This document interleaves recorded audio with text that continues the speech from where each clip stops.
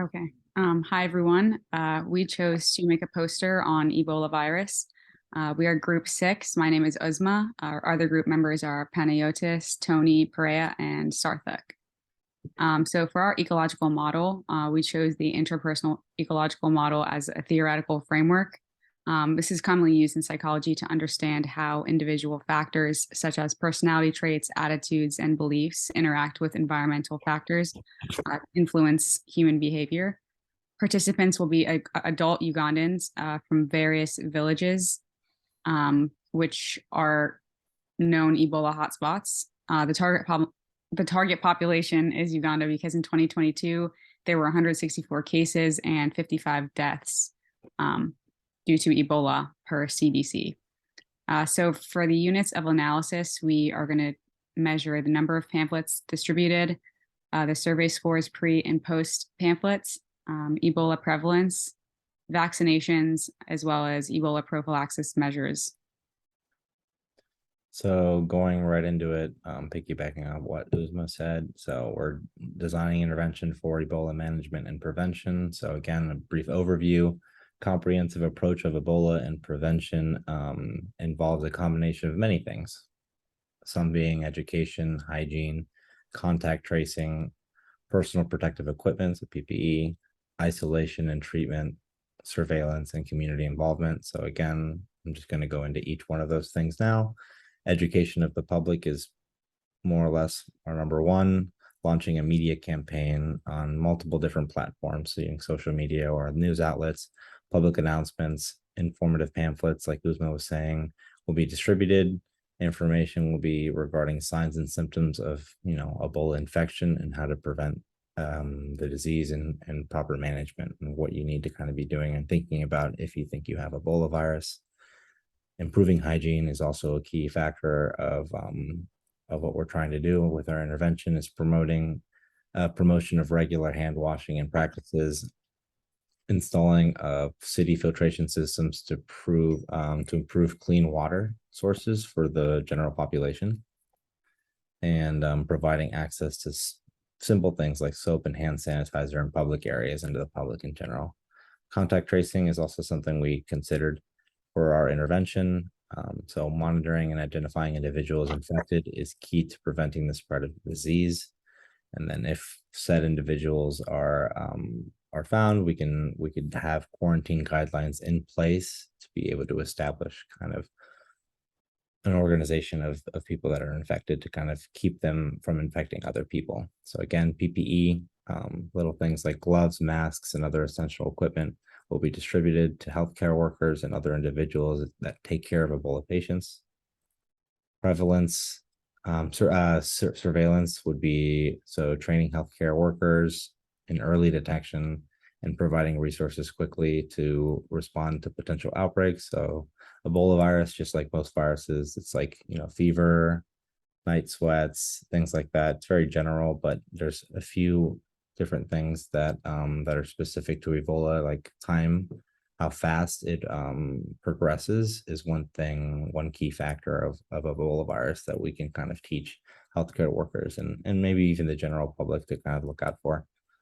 Community involvement and prevention, vaccination distribution. There are two types of vaccinations currently that are popular. It's the RV subtype and the AD subtype. The RV subtype is a single dose and protects against the most common and most prevalent Ebola virus, whereas the AD26 subtype, it's 2 doses, 56 days apart, and it protects against multiple species of Ebola virus. They're a little less common, but both are something that's kind of in our arsenal to kind of fight Ebola virus. Again, no vaccine is 100% helpful.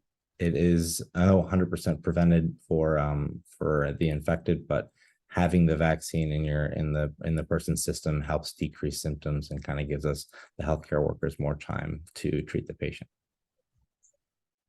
Hi everyone, I'm Pereya and I'm presenting on behalf of Sarthak and myself. So in terms of our objectives, the overall aim of our invention is to reduce the prevalence of Ebola in Uganda. We aim to do this by educating the public with regards to prevention and spread of Ebola. We also aim to provide the necessary resources required to manage the Ebola outbreaks when they occur. In terms of the logistic model, we hope to go through the inputs, the activities, outputs, short-term outcomes, as well as the long-term outcomes. So for our inputs, we decided that a budget will need to be created to assist with purchasing of the resources, such as the PPE, vaccinations, sanitization essentials. We would also need a budget to create surveys, pamphlets, as well as to upgrade the water filtration system in Uganda. We would also need healthcare workers to assist with implementation of these interventions, whether it be through voluntary services or being provided some sort of stipend by the government. We would also need engagement of community leaders in Uganda to gain the trust of the public.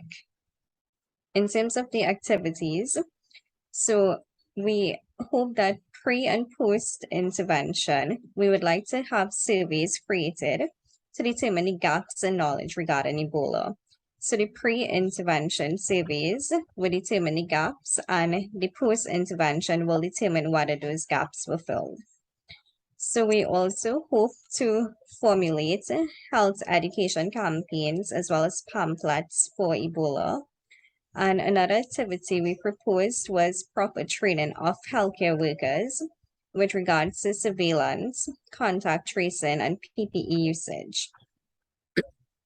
In terms of the output, we hope that our survey distribution will be done in the community level at various religious organizations such as churches, schools, parking lots, and other places where people will be prevalent.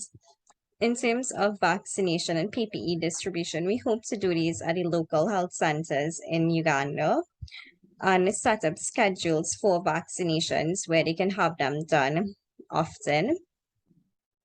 We also hope that one of our outputs would improve the filtration system and the water filtration system in Uganda.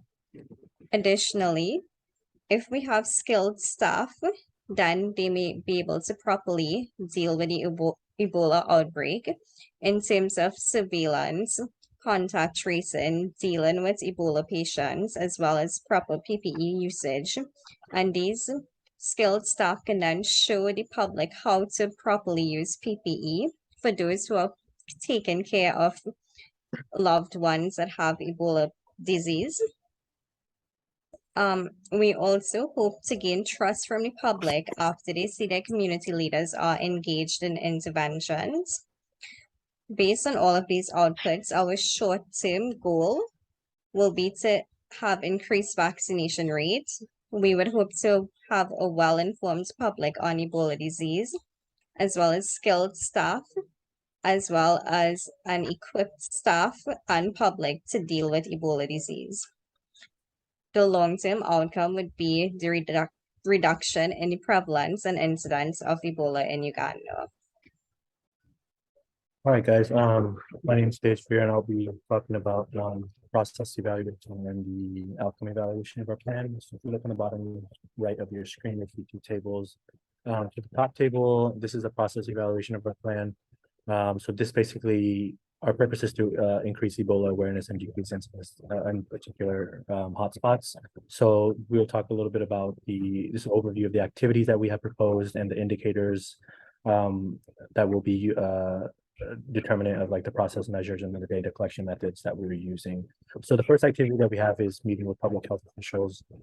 The process measure for this is to obtain just a baseline understanding of the Ebola status here in this particular hotspot. In terms of the data collection methods, there's going to be a lot of documenting and recording of our findings, which we could later share with public health officials. So some important things to kind of document for this particular when meeting with a public health official is current prevalence incidence rates, data collection on the availability of vaccines, what medications are currently available, such as monoclonal antibodies that have been reported to be useful against Ebola, and current records of who is vaccinated. Another activity includes hotspot records. And that's indicators for that would be find out who's currently infected, and if there's anybody in the hospital that's admitted because of Ebola, and then obviously the severity of their clinical manifestations. And then we do this by documenting the severity of the clinical manifestations, like I just mentioned, along with their current vaccination status.